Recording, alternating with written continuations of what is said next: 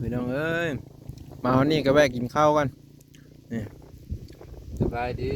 อ่ายิ่งเขาทำกันเด้อพี่น้องเปิดสิฮอดบานสายฟ้าเนาะไปหาบุญเพ็งก็ไม่เห็นซ้ำนายครูยังบ่ดีทันดีใครเนาะนายครูว่าถามสาวบ้านเพิ่นว่าเพิ่นมื้อแล้วว่าซั่นมาบ้างก็เลยบ่ได้ถ่ายพี่น้องมาบ้างอ้อมมาแล้วตอนนี้ครับหาแวะกินข้าวก่อนพี่น้องเอ้ยจะได้เดินทางต่อบานสายฟ้าอย่าประแดะเนี่ยกลางป่า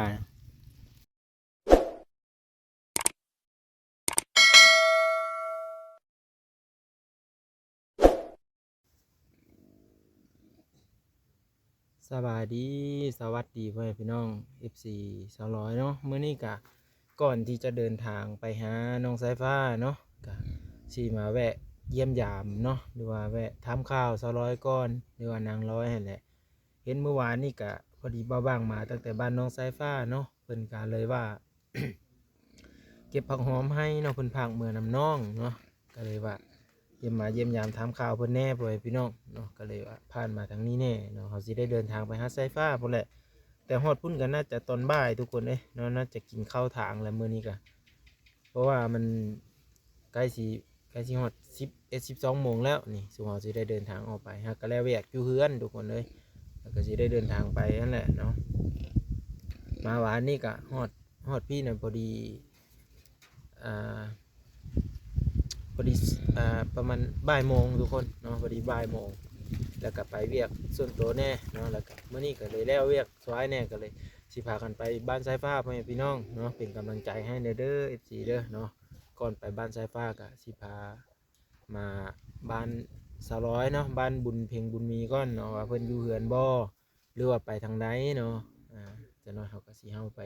หาเพิ่นเนาะไปเยี่ยมยามถามข่าวกันไปพี่น้องเนาะฝากเป็นกำลังใจและกดไลค์กดแชร์ให้เบาบางหน่อยเด้อพี่น้องเด้อ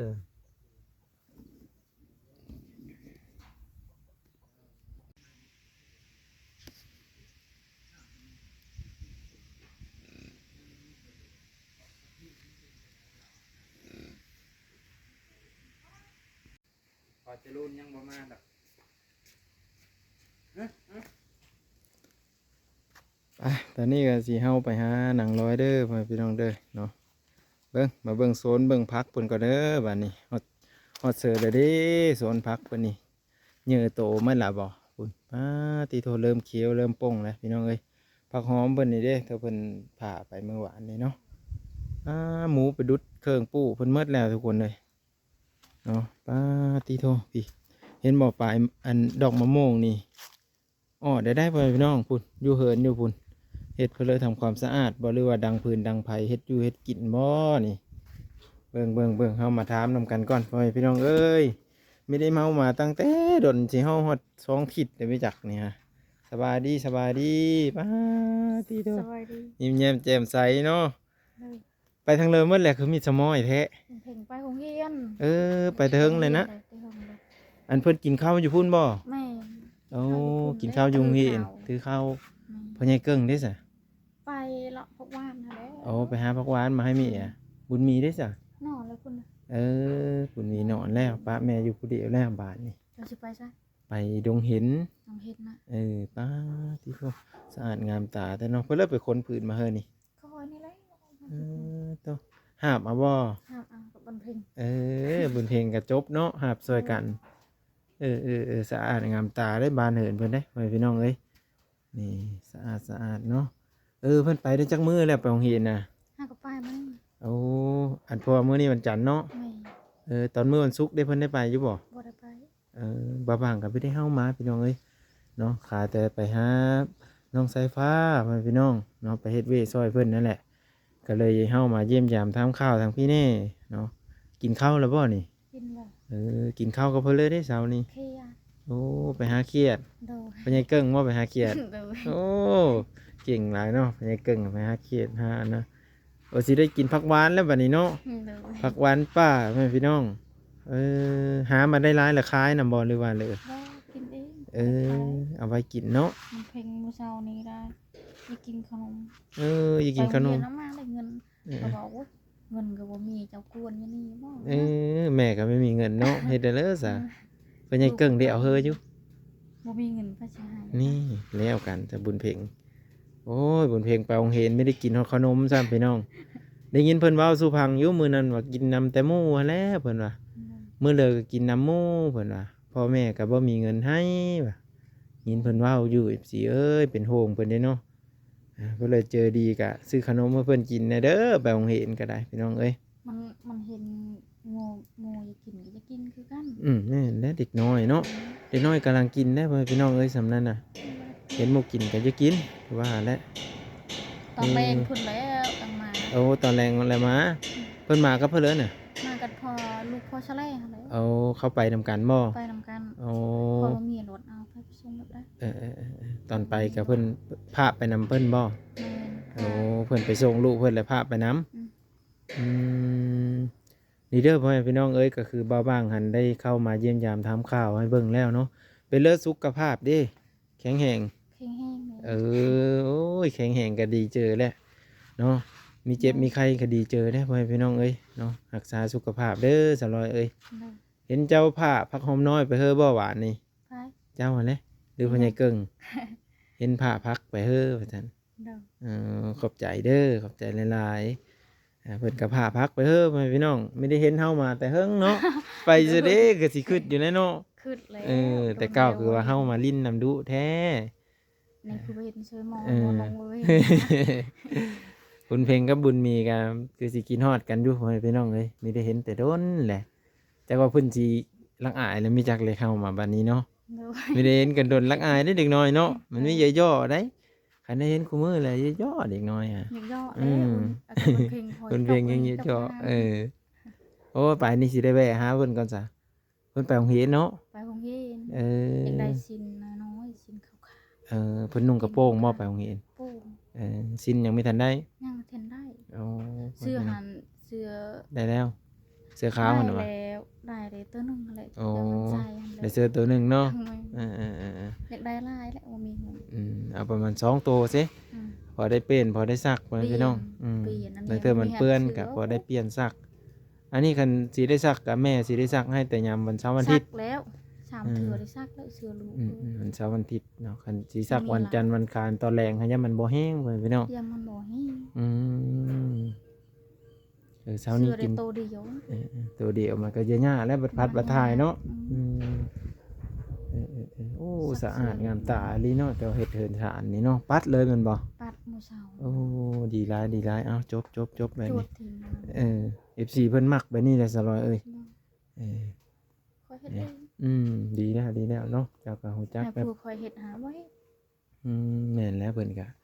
คือว่าแล้วเนาะผู้ชายเขาไปหาเฮ็ดนั่นเฮ็ดนี่แหละก็แนวไปคอยเฮ็ดไปเจ้าผู้อยู่เหินก็อาศัยยามลูกนอนเนาะ นอน คือกันกับสาวแดงนั่นแหละสาวแดงก็อาศัยยามลูกนอนแล้วเพิ่นก็เฮ็ดเว้เนาะเจ้าก็คอยเฮ็ดไปนั่นแหละบัดแล้วมันหักลืงดอกบัดแล้วมันหักติดเฮาดอกเวยงานนะเฮาก็จึงคอยเฮ็ดไปนะ เด้อ แต่ว่าสุขภาพเพิ่นเลยปกติเนาะ เด้อ เอาดีแล้วพ่อพี่น้องเอ้ย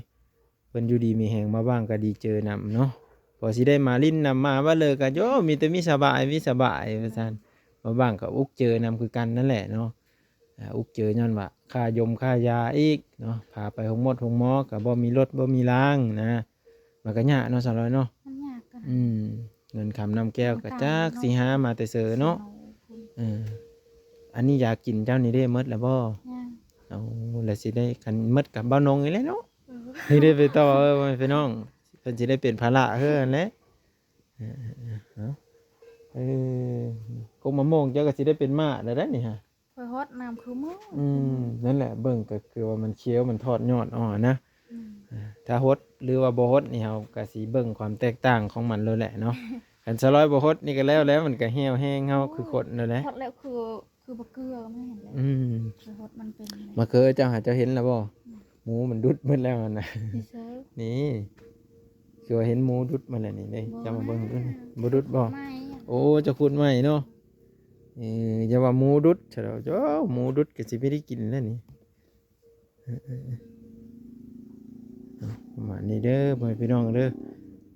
อ่ะมามื้อนี้ก็ไม่ได้มีเพิ่นมาต้อนได้สะเลาะเอ้ย โดย มีแต่เฮามาเยี่ยมยามเพราะว่าสิผ่านไปบ้านสายฟ้านะ โดย ไก่ได้ดงเห็นมันสะลอย น้องเห็น ขี่รถ2ชั่วโมง บอก หืม แล้วก็อยู่บ้านเช็ดซ้ำกันแล้วว่า บ่ดงเห็นพูนอยู่กระทางดำพุ่นไกลสิฮอดเมืองพีนพุ่นเด้ไกลไกลขนาด บ่แล้วทางนั้นเลย บ่มีเห็นได้เพิ่นน่าจะไปเฮือนเสาแดงบ่ โซเดอร์ หรือว่ากายขึ้นกว่านั้นก็บ่จักเพราะว่ามีได้พ่อเพิ่นแต่หึงและอายเพิ่นน่ะก็ได้ตั้งแต่ขึ้นบ้านน้องเติ้น ไม่ แล้วบ่ว่างก็ไม่ได้เห็นอายเพิ่นเลยเนาะไว้โอกาสหน้าไปพี่น้องเอ้ยอาจสิได้เห็นหรือว่าสิได้พ้อกันเนาะ สวัสดี โดยโอ้ยจนลืมเนาะบ่ว่างก็ได้ มาแต่ถามเรื่องอื่นมาพี่น้องเอ้ยเนาะขอโทษขออภัยเนาะสะร้อยเนาะ เลย เฮ็ดได้เลยแล้วถามแต่เรื่องอื่นแล้วก็เพลินไปนำกันเลยเนาะเออ พอแล้วพอ อืม มาแล้ว มันเป็นหยังเนาะ ตั้งสติ อืมตั้งสติเลยลงสติบ่ อยู่ เฮ้ยลงสติเลยเอาเราติดตามเบิ่ง EP ต่อไปพี่น้อง เผื่อว่าตอนนั้นพอหนุดว่าวอ้าวบอนงอยากได้ผู้สาวเลย เอ้ อยาก ย พาบ้านได้ สิมีอยู่บ่ผู้สาว จุบานงกันเนี่ย บ่หนงนะโอ้ผู้สาวบ้านเลยหูข้าวแล้ว ยันจะพอถ่ายตอนนั้นน่ะเด้ อ๋อ ก็ บ่แต่ว่า ยืนเมียนุชนั่นแหละดำหา อืม เอาลงพีช อืม เห็น เห็นบ่เห็นผู้สาว ดู อืม นี่เหรอว่าเสียง ยัง ได้ลูกแล้วผัวหันตาย อืมเอ้ยแดงกันบ่ ไม่ เเพิ่นก็ อันนั้นเลย อันนั้นก็ได้รับการช่วยเหลือคือกันทางเอ้ยบุญอันนะฮะเอ้ยบุญทำมาช่วยเหลือเพิ่นก็เฮ็ดเฮือนเฮ็ดศาลแบบเจ้านี่แหละเนาะแต่ว่าเพิ่นกำลังเริ่มสิเฮ็ดนะจุเฮาก็บ่ได้เฮาไปแต่โดนแล้วเด้อืมสิได้เฮาไปหาบุญเพ็งเด้อบัดนี้เด้อก็รอติดตามเบิ่งพ่อแม่พี่น้องคันว่าเพิ่นสะดวกให้ถ่ายก็บ่ว่างก็สิเฮาไปถ่ายถ้าบ่สะดวกก็คือคลิปนี้สิได้ปิดเลยเนาะสิได้จบไว้เลยเนาะสะร้อยเนาะ เดี๋ยวจะได้แหละเฮิงๆจะได้มาหากันเนาะ ดีมกดีใจเด้อสะร้อยเด้อเจ้าอยู่ดีมีแหงก็ได้ FC เพิ่นก็เป็นโฮงเพิ่นว่าไปหาสะร้อยแน่ว่าซั่นบ่เห็นแต่โดนแล้วว่ะจักเพิ่นเป็นแนวเลยอยู่เด้ว่ากินข้าวกินปลาอยู่บ่สุขภาพแข็งแรงอยู่บ่นะแต่สุขภาพเพิ่นเลยก็แข็งแรงเนาะ เพ่งให้ เอาสู้ๆเฮ็ดจังได๋แหละเนาะเพิ่นซอยเพิ่นเบิ่งแยงเฮามาฮอดคันนี้เฮาก็เฮ็ดเอาเองบัดนี้ก็ได้ปลูกผักปลูกหญ้าไปค่อยเฮ็ดไปนั่นแหละ ลูกคอยมาตอนแรกก็สิสักเครื่องสักเรื่องมันเพลง แต่มีแต่เจ้าแหล้วสอนเพิ่นให้เพิ่นหดผักหดหญ้าไปนำแน่ มันเป็นเลย ให้เพิ่นลึงมาว่างก็แบบนั้นแหละแม่สอนแต่เก่าก็ให้หดผักหดหญ้ามาแต่โรงเรียนก็ลึงนั่นแหละเนาะลึงปูลึงอันนี้เองบ่ได้พอบ่ได้ซื้อหมู่นะสลอยถ้าซื้อหมู่ก็คือว่าแล้วมันก็หมดหลายหมดเงินเฮาปัญหาเงินบ่เก่งเนาะวิดีโอหน้าพอกันใหม่พ่อแม่พี่น้องสบายดีเด้อสลอยเด้อ สบายดี โดยไปพี่น้องเอ้ยมาวันนี้ก็แวะกินข้าวกัน สบายดียิ่งเขาทำกันเด้อพี่น้อง เปิดสิฮอดบานสายฟ้าเนาะไปหาบุญเพ่งก็ไม่เห็นซ้ำนายครูยังบ่ดีทันดีใครเนาะนายครูถามสาวบ้านเพิ่นว่าเพิ่นมื้อแล้วว่าซั่นมาบางก็เลยบ่ได้ถ่ายพี่น้องมาบางอ้อมมาแล้วตอนนี้ครับพากันแวะกินข้าวก่อนพี่น้องเอ้ยจะได้เดินทางต่อบานสายฟ้าอย่าประแดะเนี่ยกลางป่าแต่มีรถเทลอยู่พี่น้องเป็นทางลัดเขาเนี่ยไปเดี๋ยวหอดพุ่นยังเบิ่งอีพีต่อไปพี่น้องเอ้ยเบิ่งคลิปต่อไปเนาะคลิปนี้ก็จบแล้วเพียงซ้ำนี้เนาะขอบคุณเบิดทุกคนแหละไป